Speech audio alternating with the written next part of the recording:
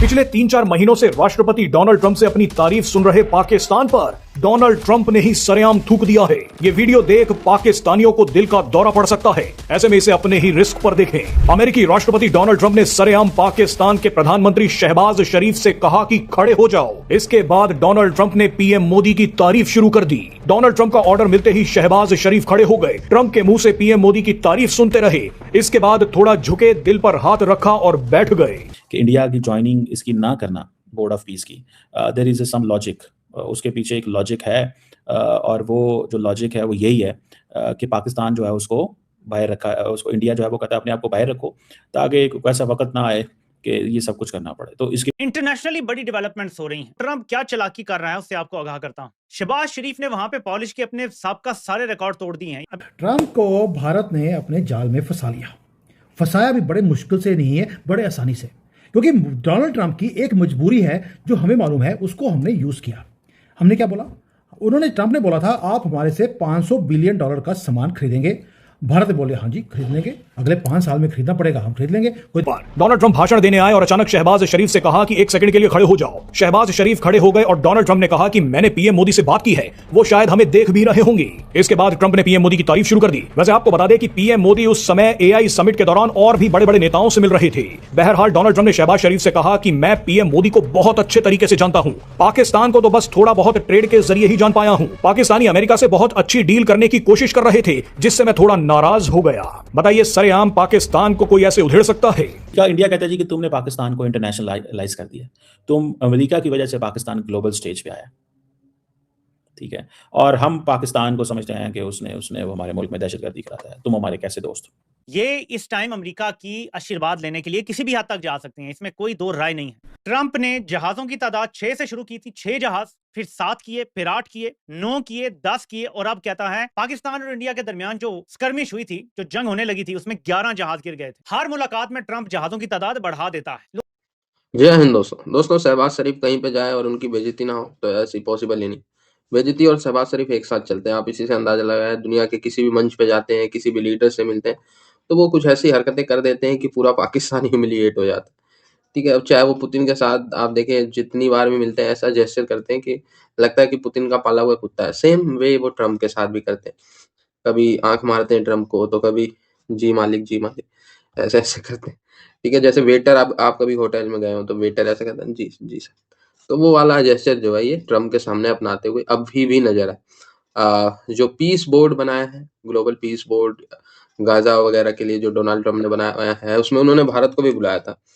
अच्छा, भारत को बुलाया था तो भारत गया नहीं, है ना। भारत तो अपना ही एक ग्रुप बना है, तो अमेरिका के ग्रुप में क्यों जाए भारत? जब भारत को अमेरिका की टर्म्स अच्छी नहीं लग रही और अमेरिका को भारत की टर्म्स अच्छी नहीं लग रही, तो जहां पे दोनों देशों का कन्फ्लिक्ट ऑफ इंटरेस्ट है, वहां पे दोनों देश एक साथ नहीं रह सकते, है ना। तो ये चीज है। लेकिन पाकिस्तान का हिसाब किताब जो है वो बहुत हो रहा है आजकल, पाकिस्तान और अमेरिका। मतलब अब बेइज्जती यहाँ से शुरू होती है। आपने वीडियो में देख ही लिया होगा कि जब डोनाल्ड ट्रंप कहते हैं कि शहबाज शरीफ खड़े हो जाओ बेटा, और नरेंद्र मोदी जी हमें टीवी पे देख रहे हैं, यानी शहबाज शरीफ तुम खड़े हो जाओ, तुम्हें जो है नरेंद्र मोदी टीवी पे। तो ये चीजें जो है सोशल मीडिया पे क्लिप्स वायरल हो रही हैं कि नरेंद्र मोदी जी को भूल नहीं रहा डोनाल्ड।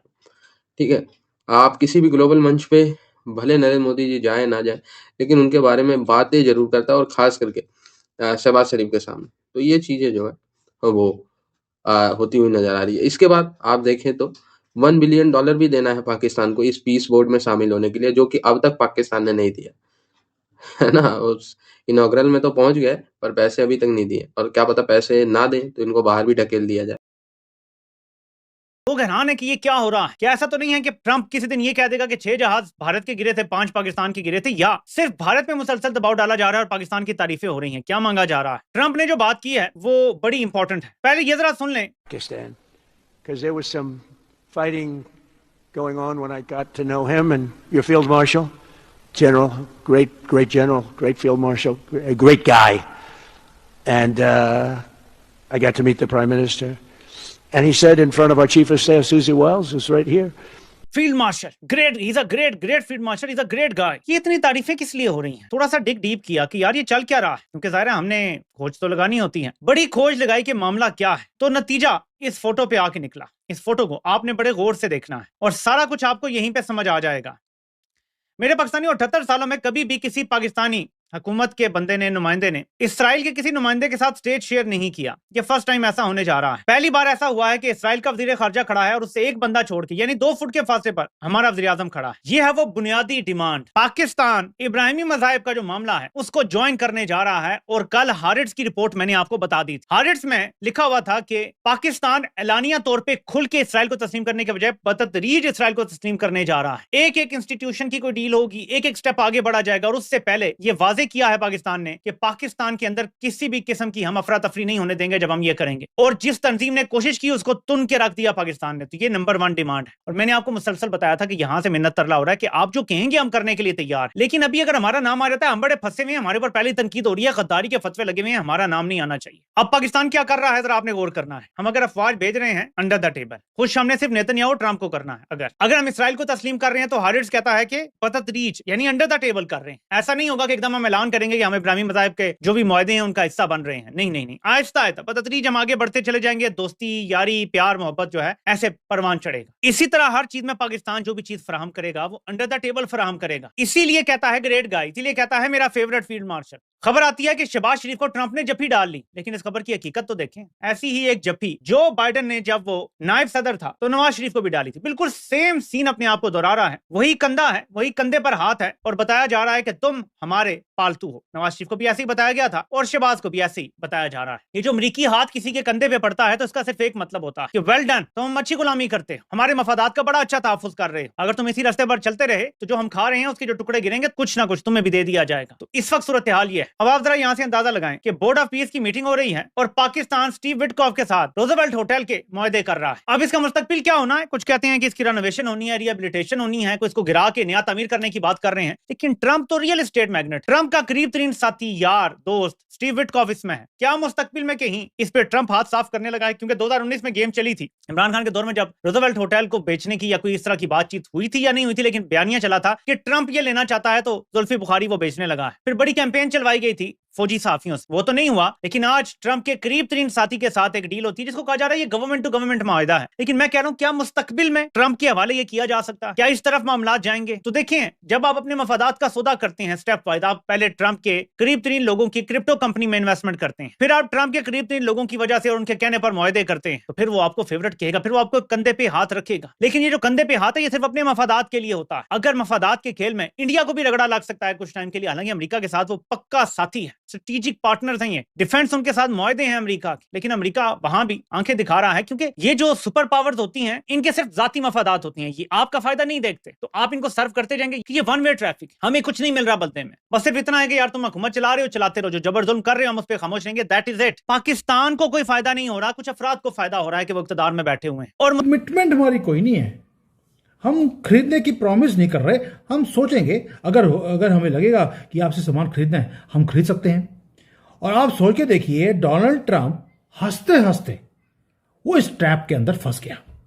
और साथ में क्या किया, हमने कुछ शर्तें रखी कि $500 बिलियन का अगर आपको सामान बेचना है तो बेटा कुछ करना पड़ेगा। क्या करना पड़ेगा? एक तो जो टेक्सटाइल के ऊपर आपने 18% का टैक्स लगाया है इसको आप जीरो कर दीजिए। कहता जी कर देते हैं। प्लस जो वो कहते थे कि उनका एग्रीकल्चर का प्रोडक्ट भारत में आना चाहिए, हमने बोला हम आपके प्रोडक्ट को भारत में नहीं आने देंगे, लेकिन जो भारत के एग्रीकल्चर प्रोडक्ट्स हैं, जो फिनिश प्रोडक्ट्स हैं, वो भी आपके कंट्री में 0% ड्यूटी पे जाने चाहिए। ये billions and billions of dollars की मार्केट है अमेरिका की, जो वो मान गए हैं। टेक्सटाइल इंडस्ट्री की तरफ से भी अब आंसर आ गया है कि अब हमारा जो माल है वो अमेरिका में चला जाएगा। चाइना और बांग्लादेश के कंपैरिजन में now we are much much cheaper. ये हंसते हंसते व्हाइट हाउस ने ये काम कैसे कर दिया? वो तो यार जो टैरिफ्स है उसको लीवरेज की तरह यूज करना चाहते थे हमारे खिलाफ। हमने भी उनका ही पॉइंट उनके मुंह पे मारकर जो पिछले 10 महीने से जो ये ट्रेड का डेडलॉक था उसको परमानेंटली हमने खत्म करवा दिया। उनको क्या लगा कि वो हमारे से एक विक्ट्री ले लेंगे, वो भी मोदी जी जो गुजराती हैं। वो भूल गए कि गुजराती भाई काम करते कैसे हैं।